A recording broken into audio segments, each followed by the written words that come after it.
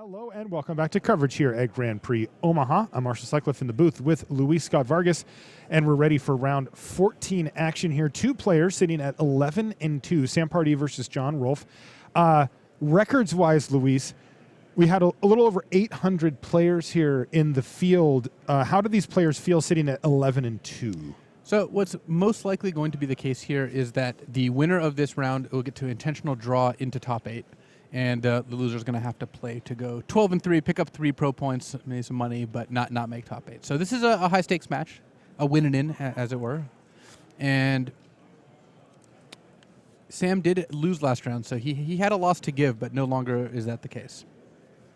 It's also the same matchup as last round. We've got Sam Pardee on black-green Constrictor against John Rolfe, who's playing Temur Marble. No red yet from John, but we know. Uh-oh. Nissa just resolved. No censor from John Rolfe's side of the board. Sam Pardee taking a calculated risk there, and boy, did it pay off for him.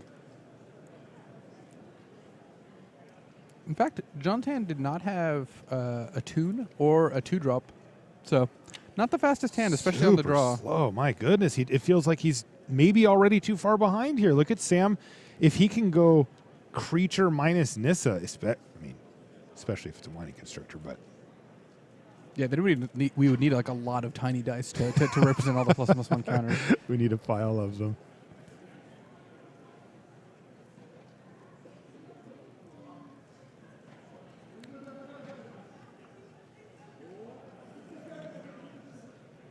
Sam deciding how best to deploy his forces, but again, Nissa on 4 counters. He's going to have a good turn here almost no matter what the composition of his hand is. Either he has removal spells that he can kill the Whirler Virtuoso with, or he's got creatures to play. Ooh. Don't do it, Sam. Okay, well, it's another Grim Flare. Still, that is just absurd. Nissa representing 4 +1/+1 counters here. Oh, I guess I shouldn't have taken the new coverage dice over here. Looks like they got to stick with the old ones for now. Yeah, we'll try to get that replaced once we can.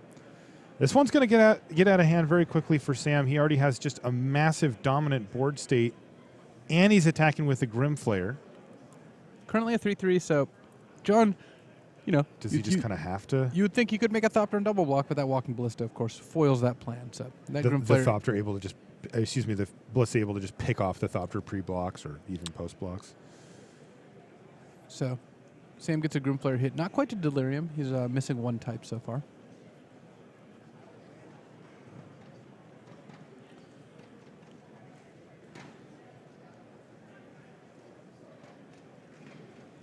But the great equalizer, Aetherworks Marvel, is here. Now, he's only on 3 energy at the moment, but we know how that can go. He can easily get up to 6 next turn. The real question here, got to ask it, is Ulamog enough at this point, even if he were able to do that? He is going to take a lot of damage here. Wow. No, I don't think so anymore. That Winding Constrictor was a fantastic draw for Sam. Look at this. That also puts a Planeswalker into the graveyard, giving Sam Pardee Delirium. So he has 14 points of trample, plus a 3/4 and a 4/4, and 4 points of Walking Ballista damage. I think John Rolfe is just dead. Yeah, and look at this. Straight up.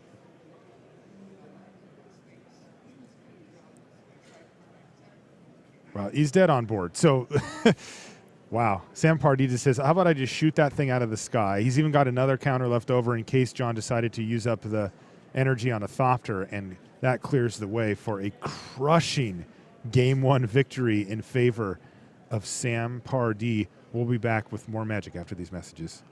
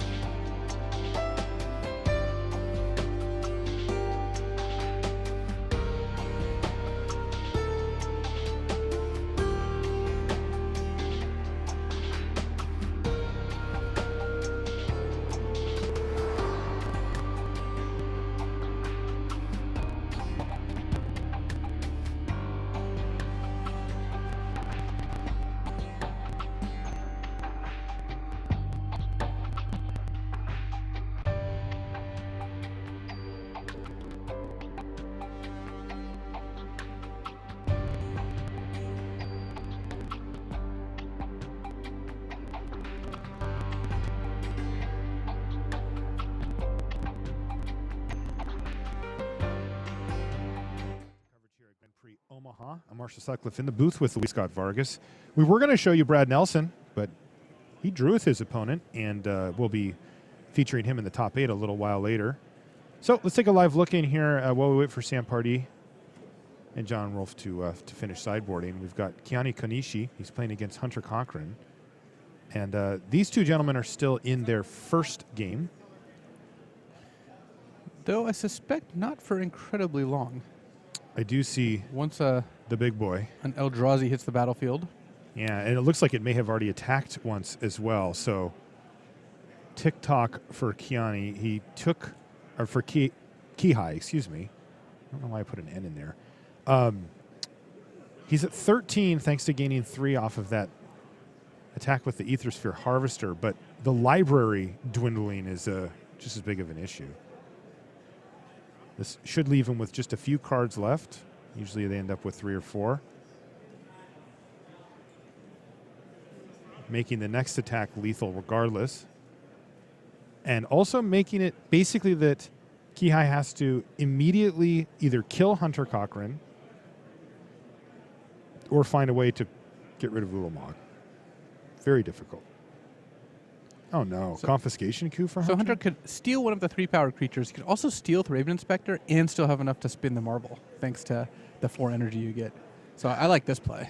You definitely like this play.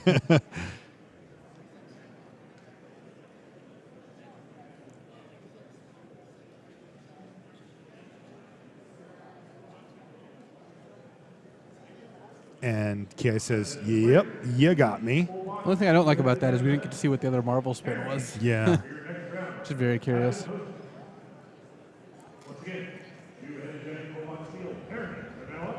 All right, let's get back over to Sam Pardee and John Rolfe. Temur Marvel in the hands of John. Sam has brought a tuned version of the black-green Constrictor deck. Tuned against Temur Marvel. You know, as much as you can.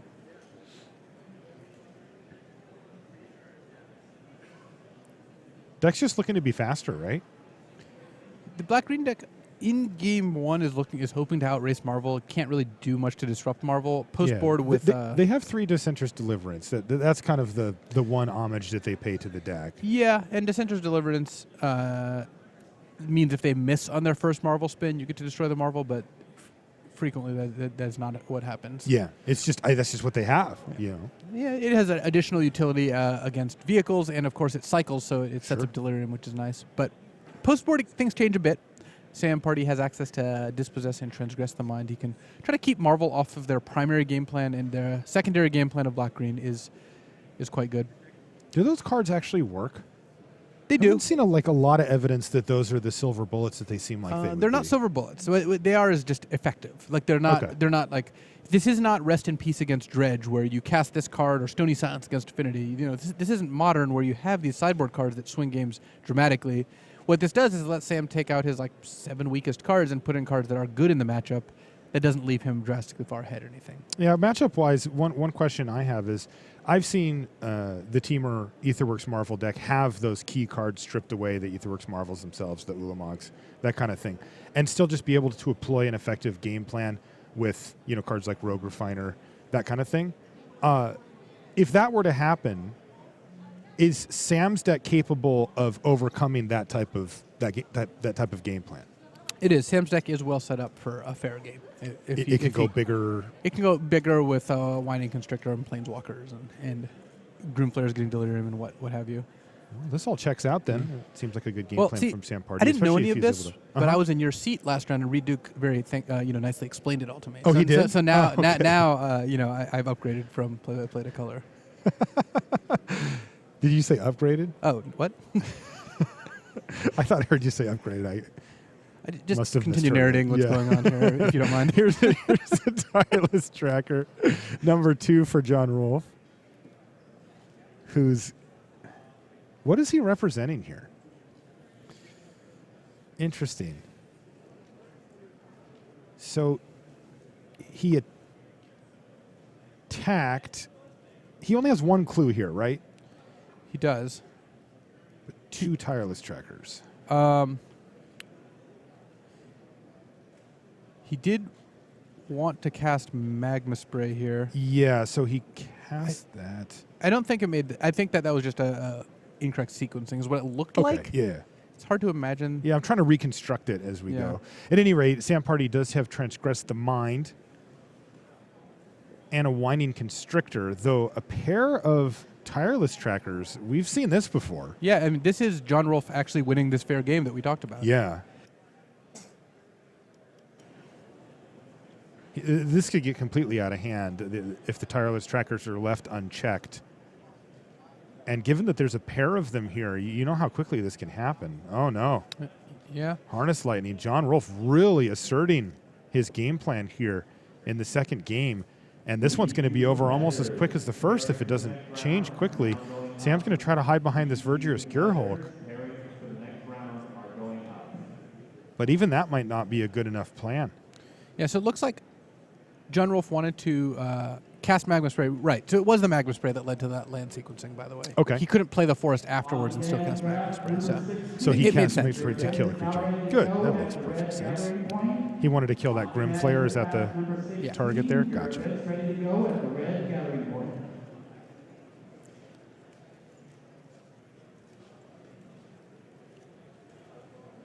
No Aetherworks Marvel in sight here for John Rolfe. But it doesn't really look like he needs it. The trackers can't quite fight that Gearhulk, but the Whirler Virtuoso is going to let John go over the top here with Thopters, and Sam's not in a position to attack with the Gearhulk, which means that the Tireless Trackers will just keep accumulating clues and getting larger, and eventually they might be able to get in there.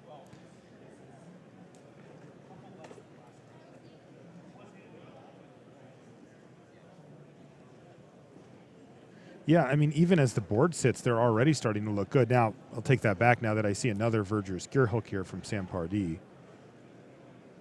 Ooh, what is he thinking about? He's trying to see if he can actually get an attack in this turn. It doesn't look like he can, because if he just leaves... Oh, yeah, he's getting in. 9-9. I think that puts Sam dead if John Rolfe just moves in on all of his creatures, though. He just makes 2 Thopters end of turn and attacks with everything. Yeah, that's exactly right. Because he can block one of the Tireless Trackers, but he still takes 4, 5, 6, 7, 8, 9, 10, 11, 12. Whoops. Now, this didn't work out so well for Sam. And I got to say, as quickly as Sam dispatched John in game 1, John's just returned the favor here in game 2. Not a lot of friendly play between the two as they're just like, hi.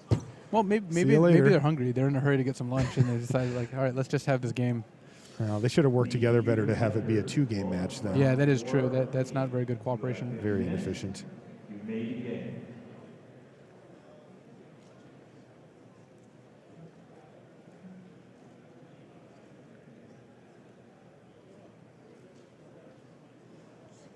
John Rolfe just running up the score here.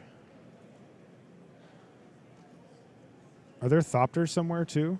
Yeah, they're hiding under those clues. Okay, there should be 2, right? And that's lethal. Yeah, Sam, he saw it at some point there. I mean, I can understand from John Rolfe's perspective, he has the game won, and all he has to do is turn everything sideways, but you might as well draw a couple cards first. It's the best part of the game. This is fun. It was tapped out. Like, just kill him. You have problems, man. All right, let's take a look at Kihei Konishi versus Hunter Cochran once again. Uh-oh, this could be a big turning point in the game. Kozilek's return. This is a big returning point in the game because it's going to kill both those Toolcraft exemplars and strand Heart of Kiran here. Absolutely. Wow. Yeah, that was a beating. Nothing on board now for Konishi. He's just got that Heart of Kiran doing nothing. Oh, and speaking of Tireless Tracker, back at it again. She's here, and there's a clue. And once again, threatening to run away with the game potentially. Hunter also looks like he's got a Tune with Ether. And the solution of Declaration in Stone, not really the most effective play. When you have no pressure out, giving your opponent an additional clue is really just a difficult path to go down because you're conceding some card advantage, and you don't have any way to shorten the game to make it not matter. It does matter a lot.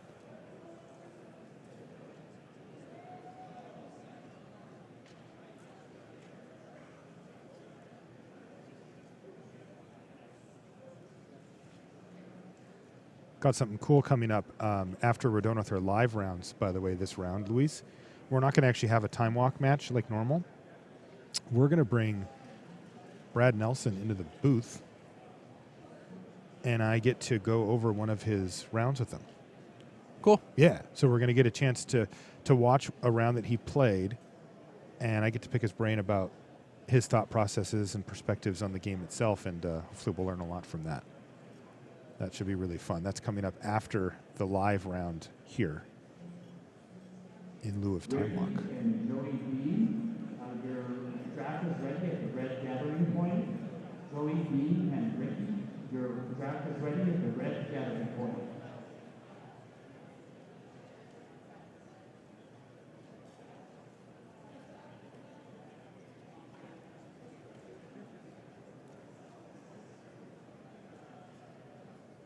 Now, Konishi's trying to claw his way back in this game, but still stuck on 2 lands and just with no really impressive board. Even the relatively fair cards here from Hunter are starting to pull him further and further ahead. Yeah, at this point, it's going to be very difficult for Mardu vehicles to even win a fair game, assuming no Marvels or Ulamogs show up, because look, Hunter has 5 creatures in play, plus potentially a Lumbering Falls, and still a full grip of cards that harness lightning a bunch of negates. This is going to be incredibly difficult. Yeah, I think we're going to see Hunter Cochran win this one. If he wins, he will be 12-2. Pretty safe for a draw in the next round, would you assume? It's going to depend on pairings, but Okay. assuming Hunter can pick up a draw, there's a very good shot that is the record he needs for top 8. Okay.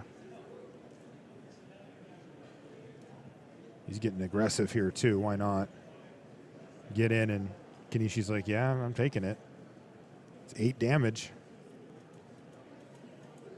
And it really does feel like the clock has ran out here for Konishi. I believe he's just passed the turn back as well. Yeah, and Hunter's like, I'm so far ahead, I'm just going to go ahead and get rid of this because now I have lethal. Double lethal, through a removal spell even. And with Bonus negate Doctor. backup. With double negate backup, yeah. Okay, well, this one's over. Hunter Cochran. Representing that Temur Marvel. Simultaneously the least popular and most popular option here in Omaha. And I bet we're going to see him in the top 8. There is a good, very, very good chance that Hunter Cochran's in the top 8 with Temur Marvel. But we've still got one more round, or excuse me, one more game to play here between Sam Pardee and John Rolfe.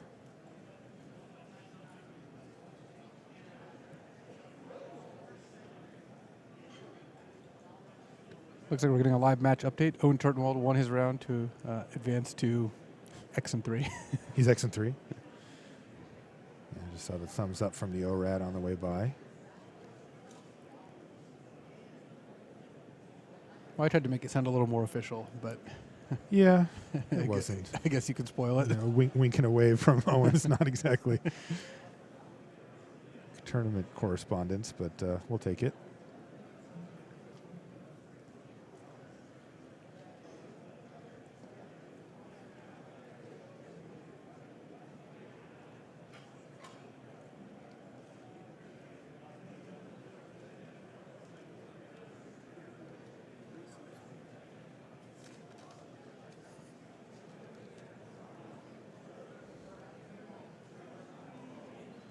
Dissenter's Deliverance getting cycled here from Sam. And he's also going to fire off a Transgress the Mind. Dissenter's Deliverance, again, it's a card you see cycled a lot more than cast, but when you cast it, it is effective. Did he need to hit a land or something?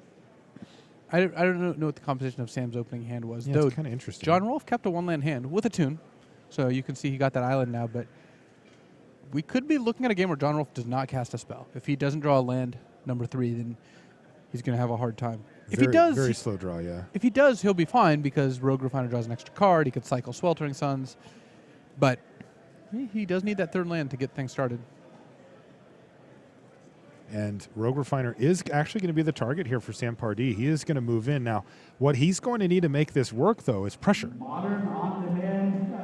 John Rolfe drew a Harness Lightning. Uncastable, not a land. So if Sam can get on the board here, he's got a good opportunity to take advantage of John Rolfe's potential mana screw. Okay, a Tireless Tracker's a nice start. Big draw step here for John Rolfe. Oh, John needs to hit a land. And no! Another Harness Lightning, and now Sam smells blood. Oh, yeah. You see how much quicker? Yeah. You just like, okay. All right, we're doing it. Oh, boy. Here's 2 Tireless Trackers and a land. Gets in for 3. Holding and up really, this is the last chance for John, yeah, right? if he misses here, he is just dead. He missed. He drew a Sweltering Suns. And he, in fact, just conceded the game because it was that bad for him. Sam Pardee, 12-2 here with Black-Green Constrictor, and he's in a good spot to draw into the top 8 next round, depending on how he gets paired up. Can't hate your opponent getting mana screwed playing for top 8. Look, I'm all for great games of Magic, but when I'm playing for top 8, you know. 5, 5, 5, 5, 5, 5, 5, 5, 5.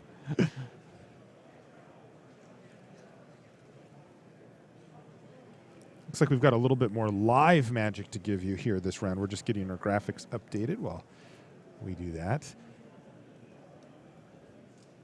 Solid choice, it looks like, Black-Green Constrictor.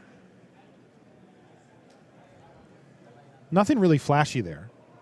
No, it's the opposite of flashy. It's exactly the Black-Green deck that has been, about as Black-Green as you can get, which is a bunch of mid-range fair creatures. I don't know about that. It's the opposite of flashy. I mean, that's pretty strong. Tarnished, even.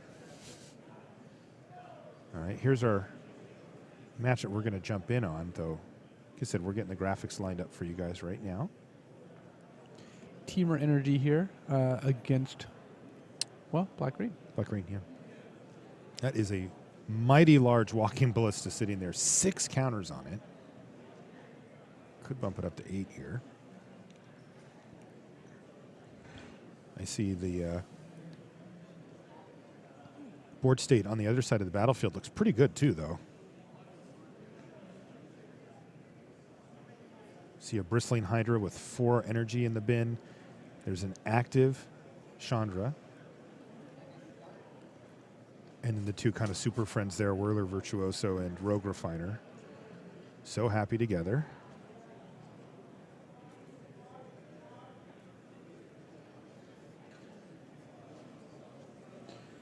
And Steve Rubin's got that Walking Ballista. It's bigger than any individual creature that William Craddock has, but without removal to back it up, this attack is not going to work out as well as he might like. Looks like he's debating taking down that Chandra. Avi, Caleb, Jason, Anthony, Caleb Larson, and Jacob. Please report to the Red Gathering Point for modern on-demand event number 2. He's attacking. He's sending in the Ballista here.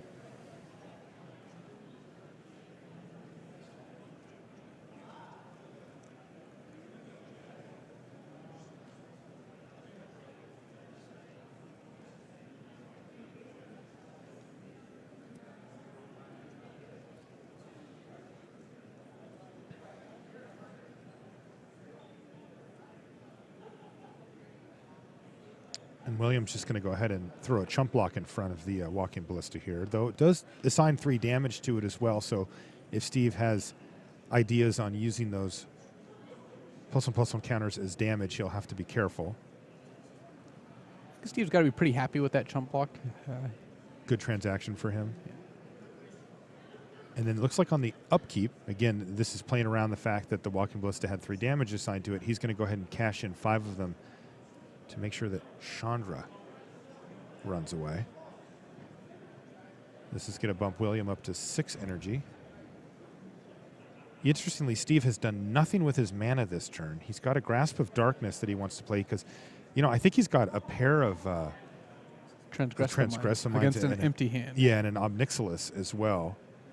So this turn, he's kind of committed to using the... He also has the option of just activating the Ballista.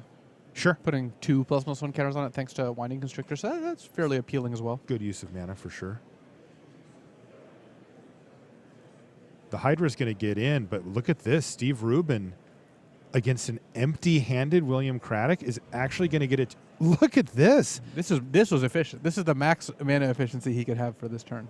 I mean, was this a misstep from William? Like, this is a very favorable trade-off, just the land for the really difficult to deal with Hydra, let alone the Grasp of Darkness. And part of the reason that was so advantageous for Steve is that he had to keep up mana every turn to offer that Quagmire trade. If William just passes, then Steve is short a bunch of mana and doesn't get to activate it. Again, though, that Walking Ballista is just such a nice mana sink in those scenarios.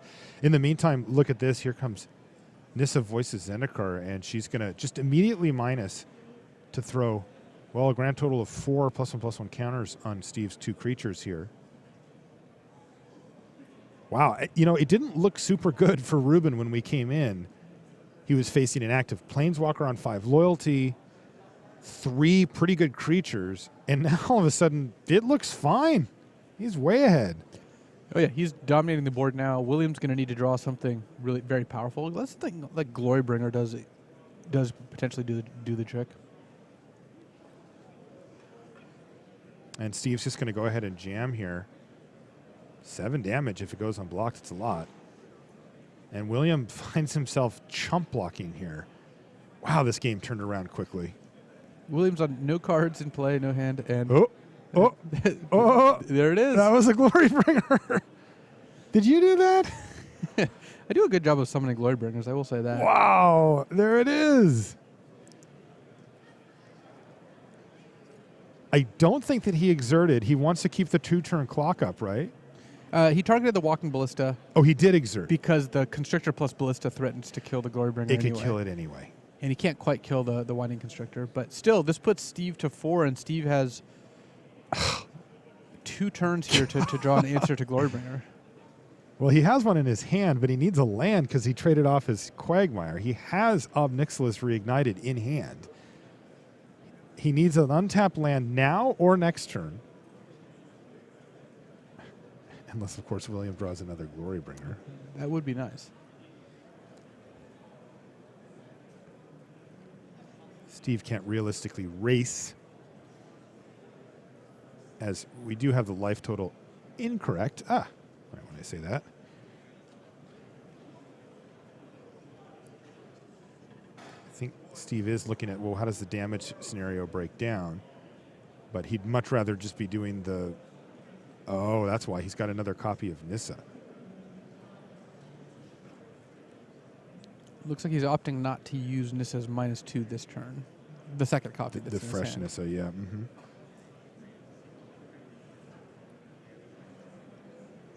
He's going to instead use the Aftermath on Never to Return to make a zombie and also make a plant with the original Nissa. Trying to set up a 2-turn clock here. Oh, boy. Wow. Whirler Virtuoso for William Craddock now as well. And Steve had lethal this turn, but... Yeah. He was able to put 2 creatures out and then go -/. He needs an untapped land to take care of this Glorybringer. And I don't think Fatal Push is going to do it. Oh, Fatal Push can kill one of the blockers. Wow. But then the other blocker blocks Winding Constrictor. And Steve can double Nissa -2, 3 counters on each. Yes. So that's 5, or 4 counters on each rather. So it's 6, 10. It looks like he's potentially 1 short. Oh my God. He was so far behind when we came in. Then he seized this game, and then the glory got brought in. And now Steve Rubin is facing down a lethal Glorybringer next turn and trying to find a way. He's staring at the Ob Nixilis, the answer that he needed in hand. But he correctly traded off his Hissling Quagmire. Certainly the right Bristling play Hydra, yeah. to trade it off, but oh boy. he's ended up in a spot where he cannot stop the Glorybringer, and he's a point short of killing William Craddock here. Go for Fatal Push. William is going to respond and use his last 3 energy to produce a Thopter. And Steve can do the math just as well as anyone else. Apparently so can William, indicating his willingness to block there.